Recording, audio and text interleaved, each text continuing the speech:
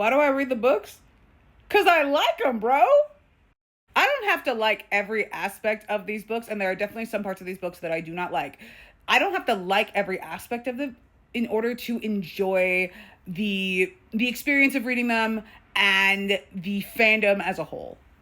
I would also like to say that being a nitpicker, being a theorist, being someone who holds different opinions from the rest of the mainstream fandom, that doesn't necessarily mean that I dislike these books or I'm trying to, like, supersede my own will onto them or whatever. It's just the books have a lot of open-endedness. It's very easy to kind of plug your own theories in there.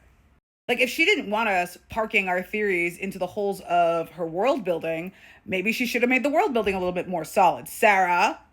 Also, not liking Rhysand or Cassian doesn't mean that I'm not invested in any of the other characters. I would die for them. I am waiting for their book like nothing else.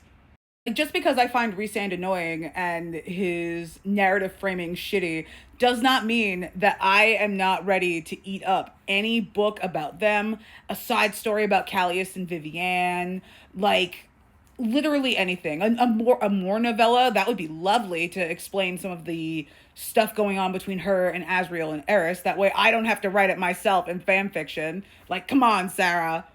Either way, there are definitely other reasons to read these books than just liking Phazand or liking, Cassian or whatever. Like, you don't have to like be super in love with the main love interest in order to like a book series or love a book series, because I like Acotar better than Throne of Glass and Crescent City. I really do.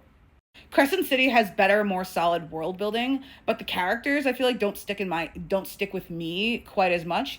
Meanwhile, Acotar, I could talk about this all day. Am I the hugest fan of Violet and Xaden in the Fourth Wing, like, together? Nah, not really. Like, I was the girls saying Dane is endgame for about a year. But am I down with Onyx Storm? Am I open to seeing where Violet and Xaden go as a couple? Am I open to seeing them, like, grow as characters and seeing Dane and Sloane? Ah! I'm sorry, I can't get distracted. I cannot get distracted by the Dane in this video. All that to say, I don't have to be, balls to the walls in love with Xaden in order to like the Fourth Wing series and to be down with the Empyrean.